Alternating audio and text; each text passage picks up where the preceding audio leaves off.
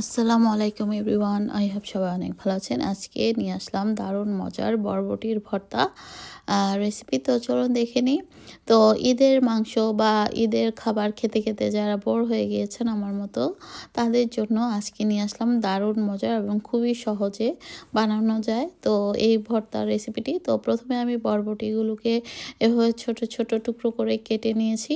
তারপর খুব ভালো মতো ধুয়ে একটা হাঁড়িতে সামান্য কিছু রসুন কোয়া, শুটকি দিয়েছি। এখানে আমি লোট্টে শুটকি দিয়েছি, আপনারা চাইলে স্কিপ করতে পারেন, তবে শুটকিটা দিলে খেতে ভালো হয়। আর বেশ কিছু কাঁচামরিচ অ্যাড করেছি আর সামান্য একটু লবণ এবং পানি দিয়ে এটাকে খুব ভালো মতো সিদ্ধ করে পানিটাকে একদম ড্রাই করে শুকনো শুকনো করে ভেজে নিয়েছি।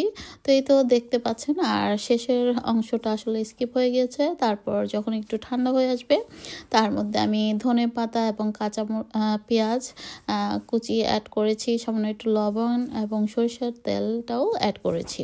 আপনারা চাইলে কাঁচা পেঁয়াজটা স্কিপ করতে পারেন যারা পছন্দ না করেন। তো আমার তো আবার কাঁচা পেঁয়াজ দিয়ে ভর্তা খেতে আসলে খুব ভালো লাগে। তো এই তো আপনারা চাইলে পাটায়ও বেটে করতে পারেন, আমি ব্লেন্ড দিয়ে করেছি, ইলেকট্রিক ব্লেন্ড দিয়ে।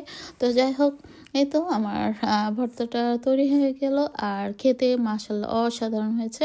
তো আমার রেসিপিটি ভালো লাগলে বাসায় অবশ্যই ট্রাই করবেন আর কেমন হয়েছে কমেন্টস করে জানাবেন। তো আজ পর্যন্তই, সবাই ভালো থাকবেন, আমাদের জন্য দোয়া করবেন আর আপনাদের জন্য রইল অনেক দোয়া।